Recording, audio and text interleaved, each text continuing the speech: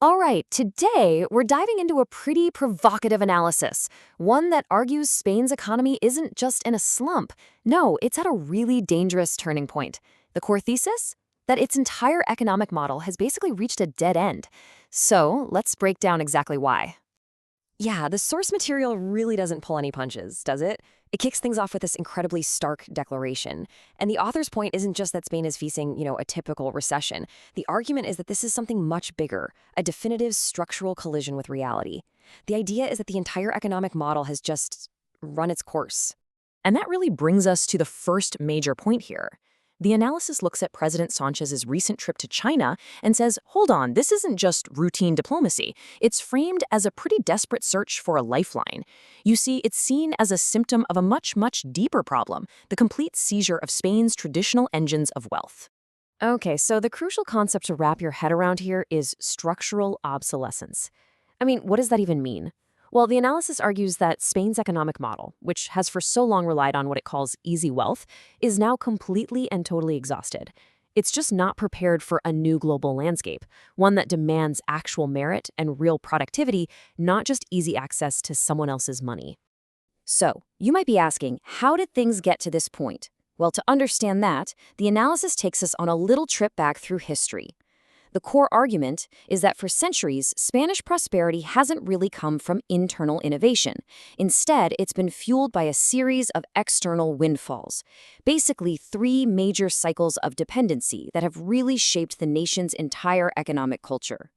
And the source identifies three historical pillars that built this dependency. They call them el oro, el moro, and el euro. Think of each one as an era where Spain's economy was propped up by wealth it either extracted or received, not wealth it actually created itself. So yeah, let's break these down. First step, el oro, the gold. This one's pretty straightforward, right? We're talking about the centuries of extracting riches from the Americas. It was a massive, massive influx of capital that, crucially, didn't require building a complex, homegrown industrial base. Okay, the second one is El Moro, the harvest. And this is a really interesting argument. The source claims that after the expulsion of the Jews and Moors, Spain basically inherited and then lived off the super sophisticated agricultural and commercial systems they left behind. So again, it's this idea of reaping a harvest that, according to the author, it didn't actually sow itself.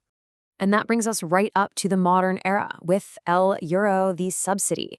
This is all about the dependence on European Union funds, and of course the easy credit flowing from the European Central Bank. The source has a pretty potent name for these: monetary narcotics. The idea is that they've masked deep domestic stagnation and let the country put off necessary and probably painful reforms for way too long. So, if that EU subsidy model is winding down, what's next? Well, this is where it gets really dicey. The analysis claims there's this dangerous hope bubbling up, the idea that China could become a fourth handout, a brand new source of easy money. The author has a name for this belief: a strategic hallucination. And this really illustrates the massive disconnect, right? On one side, you have Spain allegedly looking for a new benefactor to just keep the old model going, but on the other side, you have the reality of China. The analysis says China operates on a completely different wavelength. It's a strategic power built on humility, labor, long-term vision, and merit. And it demands tangible value in return for partnership. And this quote just hits the nail on the head.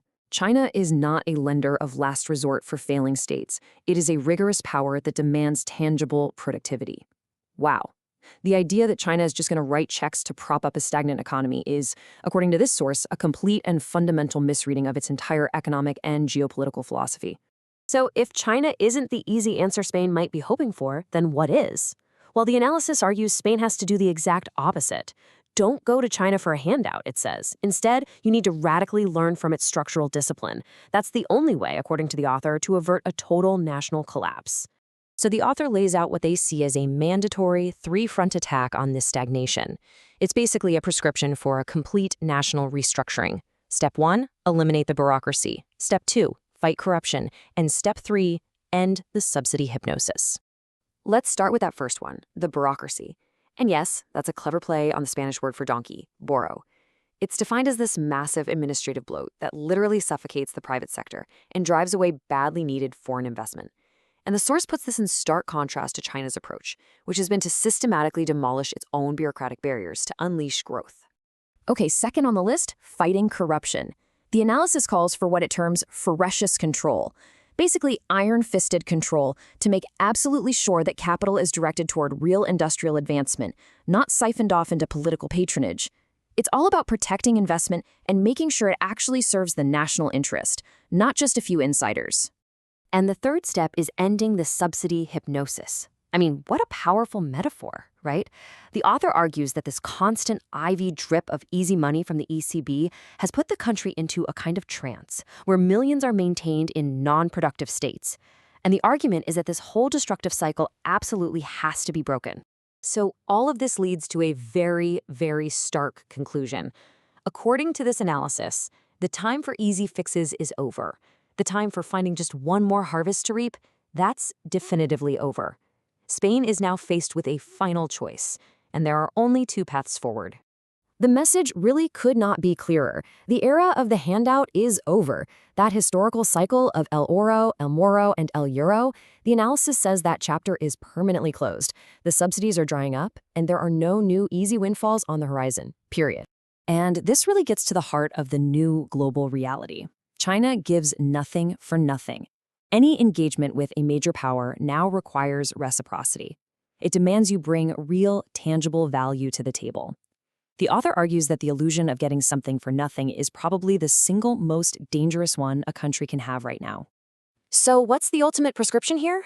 It's a radical pivot.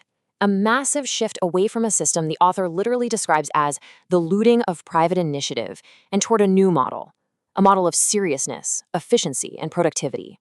One that values these things above all else. Even, and this is key, above short-term political survival. And all of this leaves us with a final, really challenging question.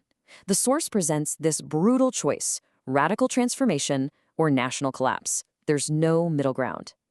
And it makes you wonder, right? Thinking beyond just Spain. What does it truly take for any nation, once it's comfortable in its ways, to find the will to completely change course before it too hits the wall?